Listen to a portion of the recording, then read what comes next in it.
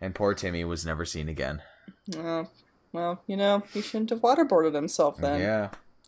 It's his Well, damn fault. gotta learn somehow. All right. Now that we have all Spooky, those, scary. now that we have all those distractions out of the way, Oh, yeah. we're gonna move through this kind of maintenance, access room thing, which is a big interconnected room that all ends up leading to like the same place. like like this vent that just goes back to the room that I just grappled up over. That's Yeah, it's like this entire thing is just interconnected like that. So it's so we just I kick would that. imagine they thought it was very clever and have it be a puzzle and unintentionally created a pain in the ass. I mean, it's a small room, so whatever. Yeah, but But still, it's it's a very silly, it's a very silly room. yeah, so silly.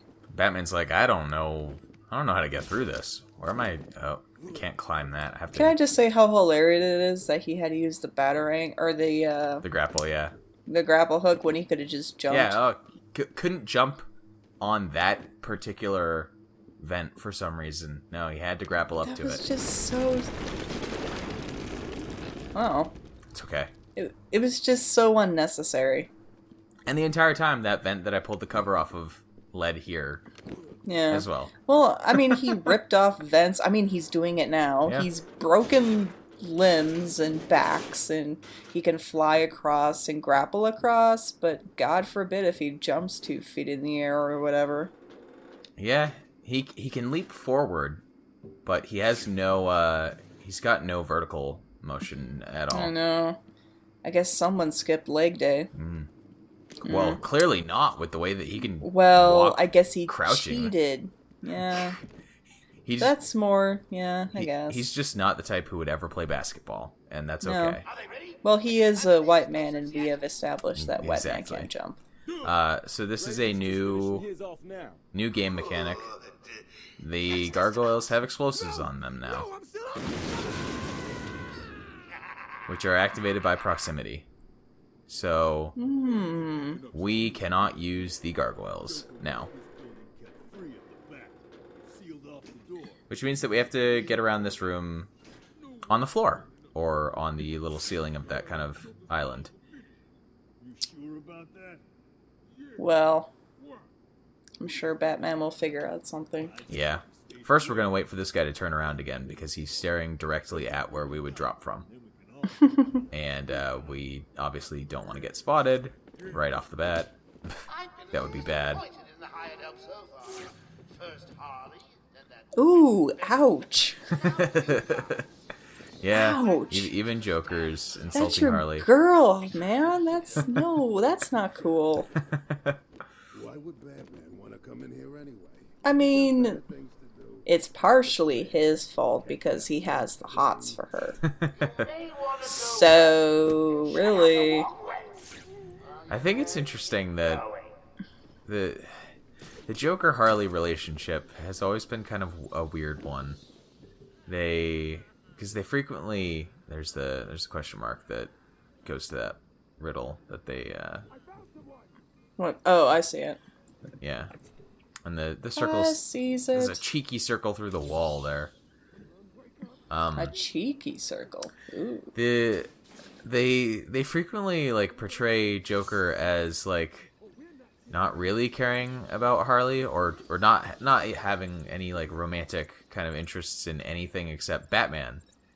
It's the honey badger approach to romantic dating, yes. Yeah, but then like particularly in these Arkham games and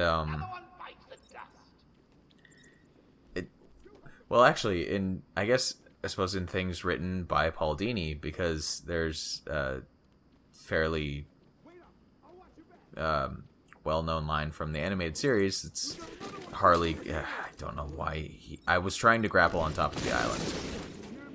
Didn't work. And no one heard it. No, they actually did. Oh, okay. Good. They're- I was gonna say, I was like, wow, they're deaf. Yeah, they're gonna run over to where the Like, the other guys are distracted by the guy I took out before, but that guy on the walkway heard the gargoyle and ran over towards it.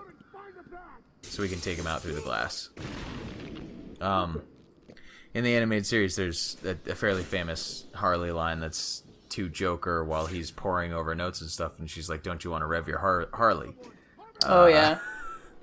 And in Arkham City, they have Harley Quinn kind of making sexual remarks about the Joker as well, and it strikes me as very strange because they never really do much to kind of play up Joker having any sort of sexuality, and when they do, like, he tends to have kind of an almost romantic fascination with Batman. So it's, I don't know, it's just something that kind of strikes me oddly. I wouldn't say romantic fascination, as more of a, like, the dual, like, they're playing off the duality of the Batman Joker thing. It depends on the story. Oh, good job getting spotted, by the way. Yeah, it's okay. We're gonna get away. We just had to take that guy out. Like, it was too perfect.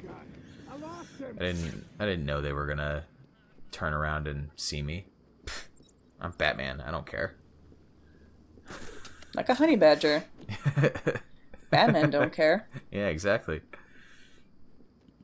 We don't want to get spotted by that guy, though. So no. And then he ends up turning around anyway. It's like, God, make up your mind. I told you to stop the bat. He's dangerous. Yeah, but I think a lot of writers, once they figured out that there is a, Batman and the Joker are are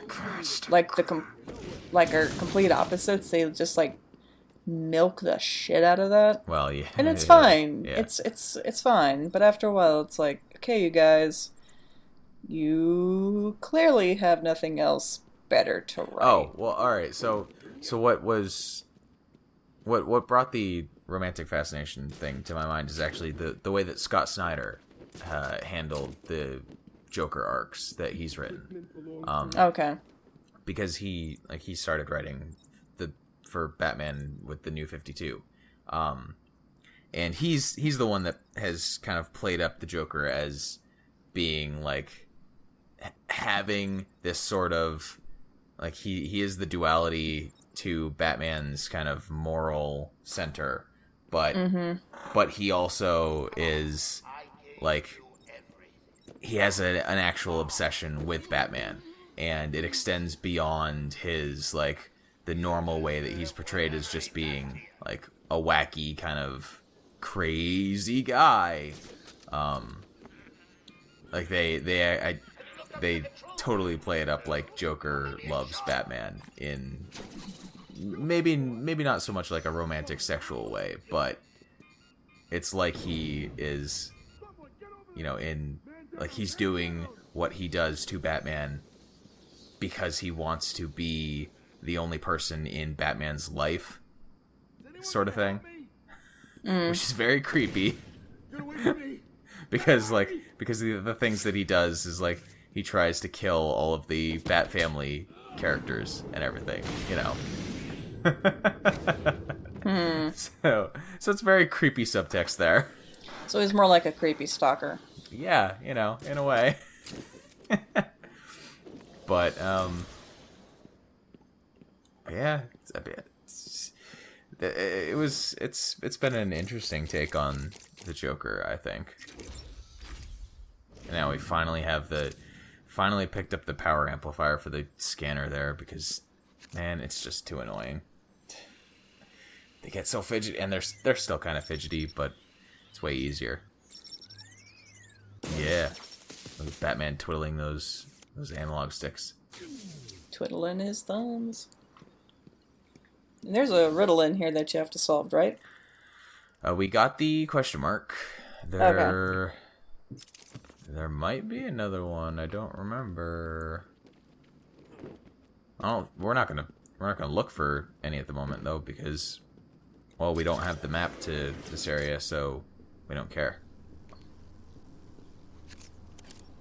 but that's Aaron Cash's office, so we're gonna go find a riddle in there. Because It's a shitty office. it's Arkham.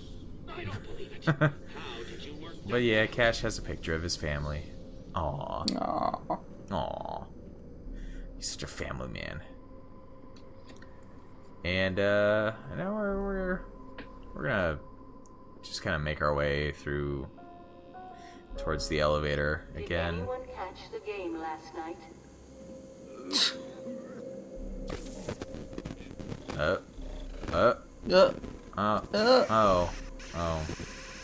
No. Well, Oh. that's a shame. What the hell just happened? The game screwed up. I guess we got to start it over from the beginning. No. That looked like the Scarecrow thing. No, it's the beginning of the game again. Got to go all the way back.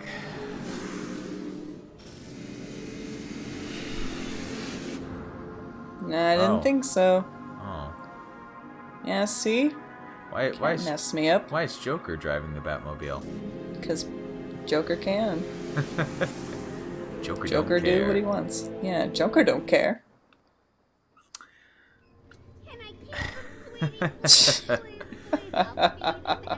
So there's actually, I may have mentioned this in a previous episode, but Oh, it's the puppet!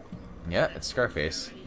There's DLC for Arkham Asylum that lets you play the challenge maps as the Joker. And there's a very sordid history around said DLC. Because it was originally released exclusively for the PlayStation 3. There's Commissioner Gordon on the other side. And Warden Sharp.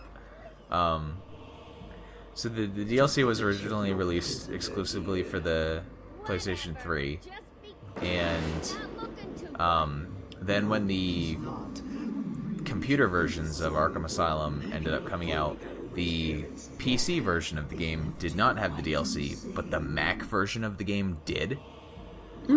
So, what that means is that if you get the files from the Mac version of the game, you can kind of tweak the .ini files for Arkham Asylum and like literally just kind of copy and paste the maps and like switch over the data so you can activate the Joker challenge maps on the PC version of Arkham Asylum. Let's start the party with a bang. Oh, we got shot. Aw. We have to use the middle stick to dodge his gun. No. Oh, but... Oh. We're in Bruce Wayne's grave. No. So, Zombie Batman. yeah, so for this section, there is actually a completely unique texture for the Batsuit for just this section of the game.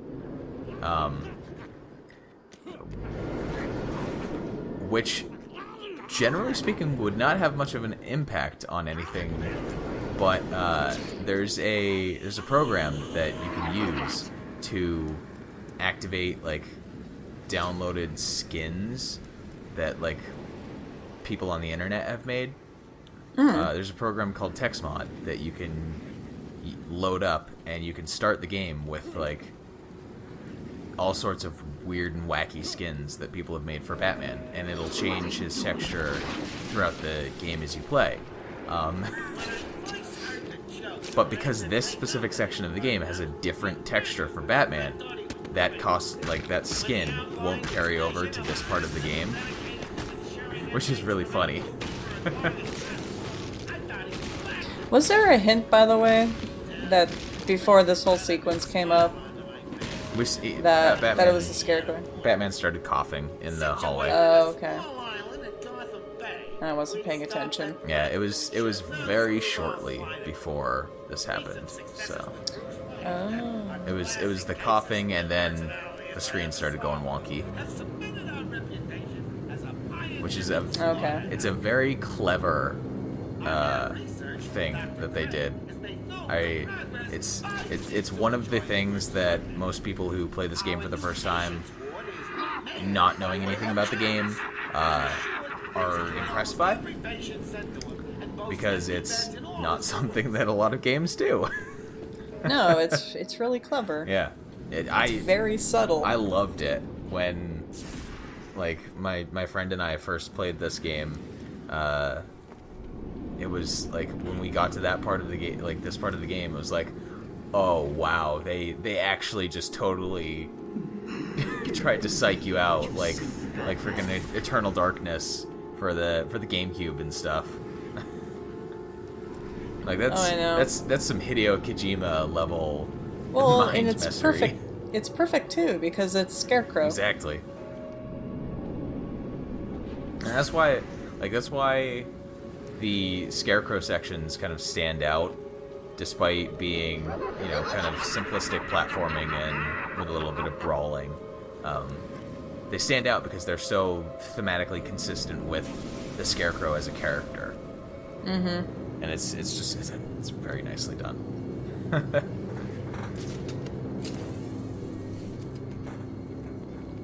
So we're nearing the end of this section. Oh yeah, we're in intensive treatment now. Yep. Which is where we need to be. Got our bat light there. No. I think you need a little more. Oh. Oh. Oh dear.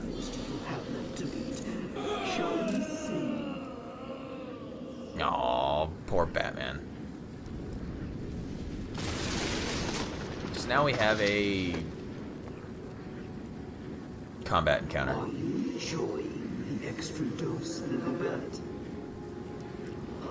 Which is thankfully not too difficult, because these skeleton guys still go down like skeletons. Yeah, basically one hit and they're done. Yeah, once you get the combo rolling, at least. Took a few nasty sucker punches to the back of the head there. So what you have to do is just beat them all, and the lights activate one by one. And we get a Titan skeleton. Ooh. Who is incredibly easy to defeat. Because, oh, goodness. They blow themselves up.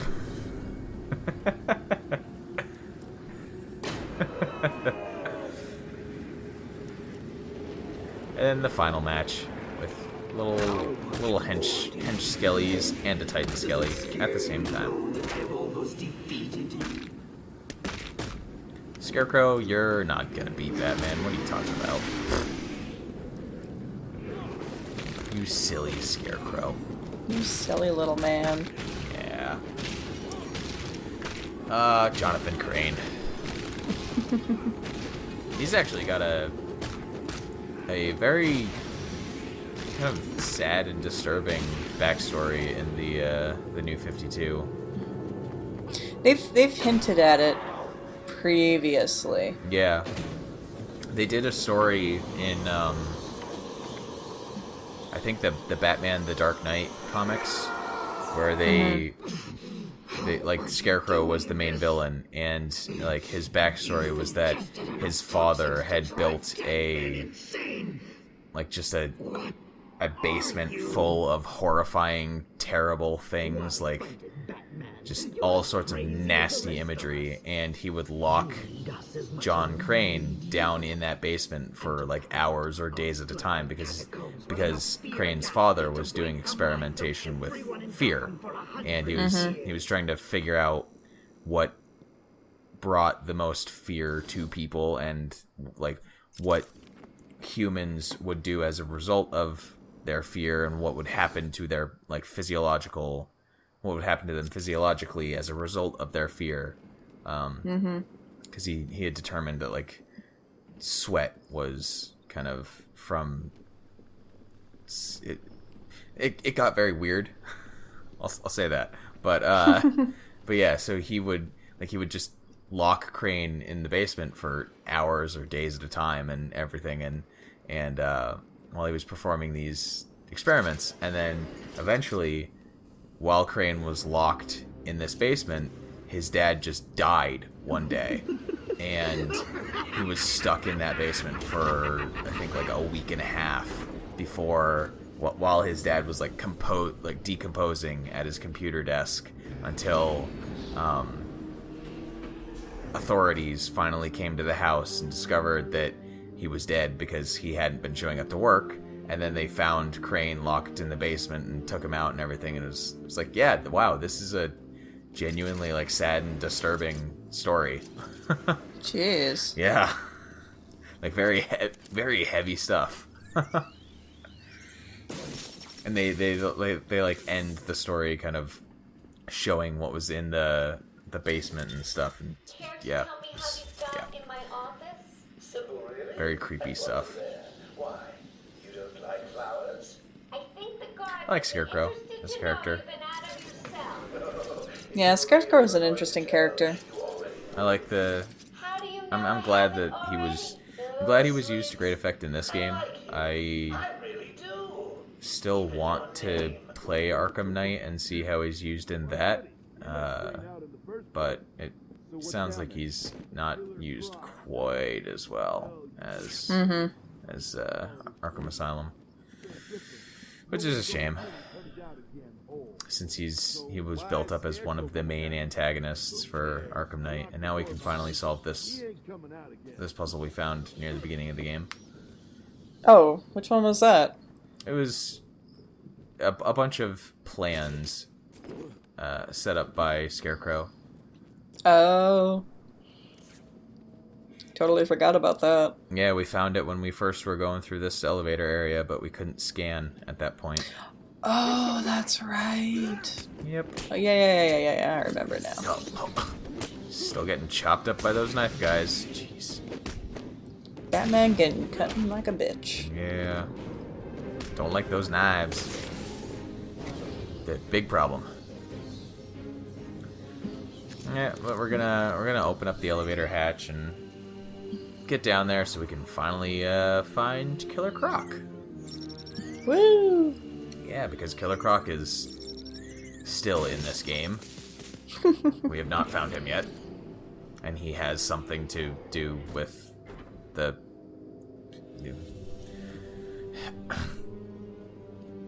next reason why I don't like the boss fights in this game.